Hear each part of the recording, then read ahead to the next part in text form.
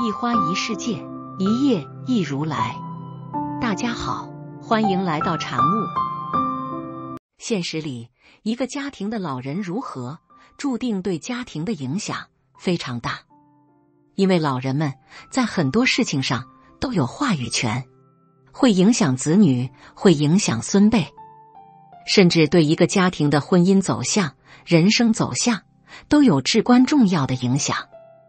所以说，如果一个家庭摊上了糟糕的老人，那真的是十分受罪。一特别偏袒某个子女。现实里，如果家庭里的老人特别偏袒某个子女，而忽视其他子女，那是十足受罪的事情。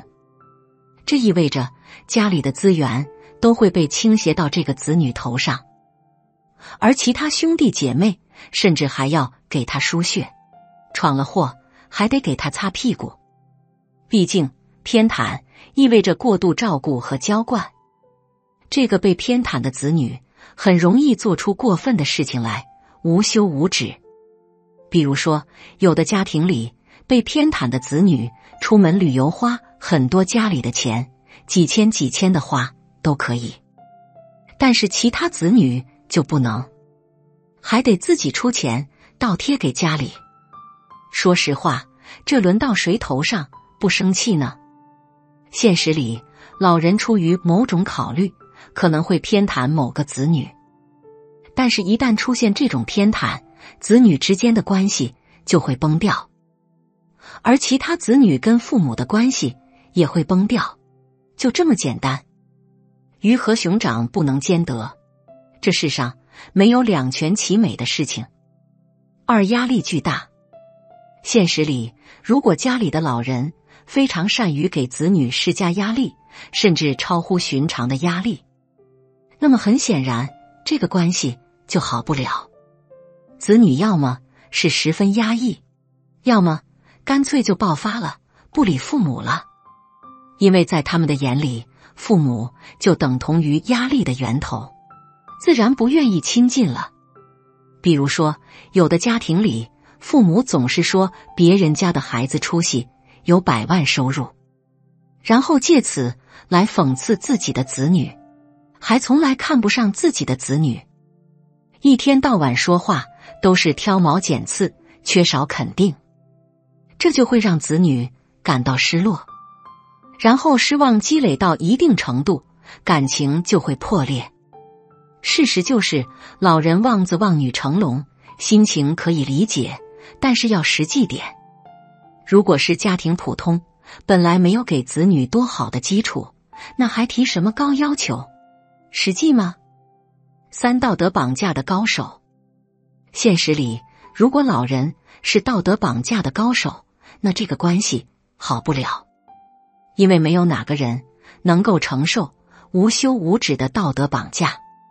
比如说，有的家庭里，父母总是会利用道德绑架，讲很多道理，逼迫子女做一些不愿意的事情，或者在日常冲突里从来不讲道理，只讲辈分年龄，逼着子女低头。那么时间长了，这自然就会在家里造成一种很糟糕的氛围，关系好不了。现实里，老人们应该清楚一点，感情和付出都是相互的。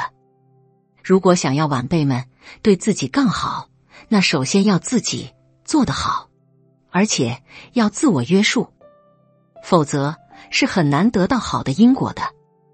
只依靠年龄和辈分，不依靠感情和付出，那是人老了都希望子女不要嫌弃自己，犹如小时候老人对待子女一般的疼爱和呵护。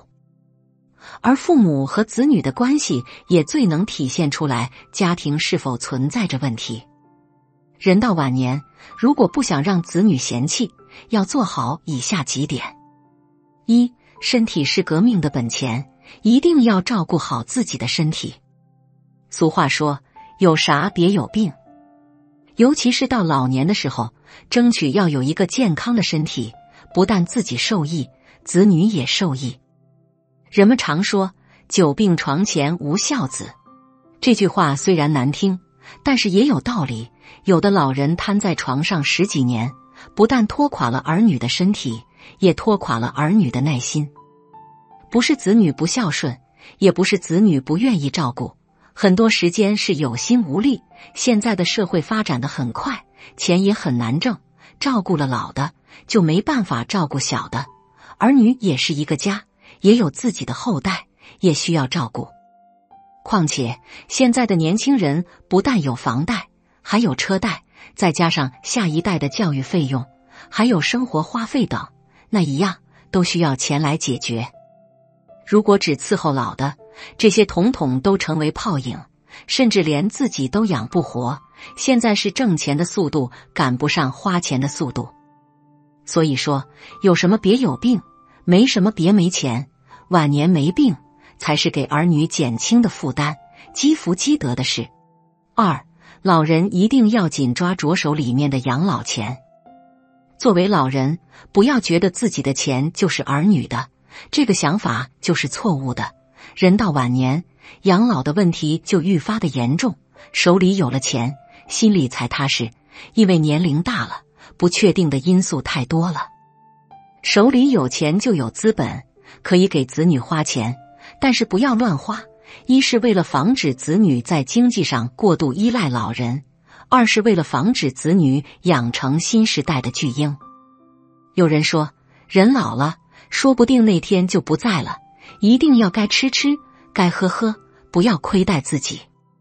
话虽是这样说，但是你手里的养老钱每花出去1分，养老的资本就会少1分，可以适当的抠缩一下也是好的，做到该花的花，不该花的不要花，毕竟细水要长流。况且随着人到晚年，身体的各项机能都下滑了，并不是你想吃什么就能吃什么的。比如说血糖高的老人，就要少吃面、米等碳水化合物，不要为了过足嘴瘾而让自己的身体受到伤害，否则真的得不偿失，到头来还是连累了子女。人到了晚年，迈开腿，管住嘴特别重要。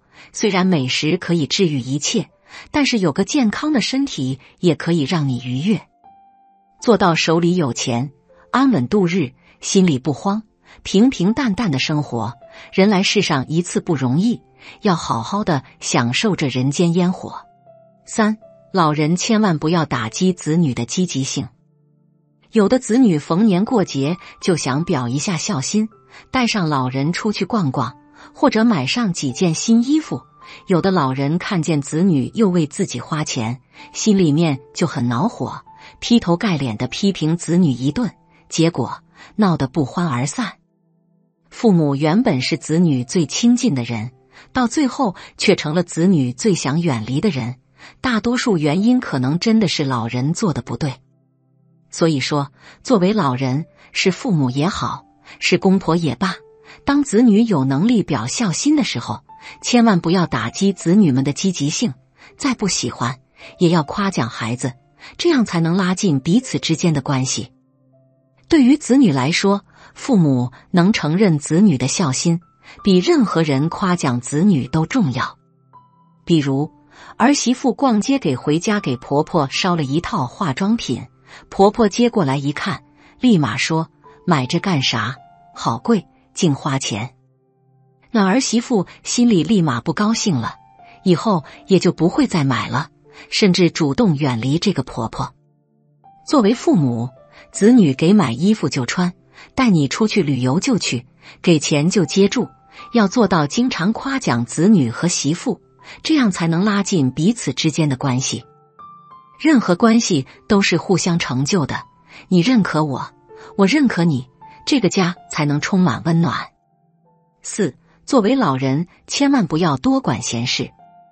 有的老人特别爱管闲事，只要子女在面前，就一刻不停的唠叨，小到子女的穿衣打扮，大到给子女指点工作上的难题，都是普通人。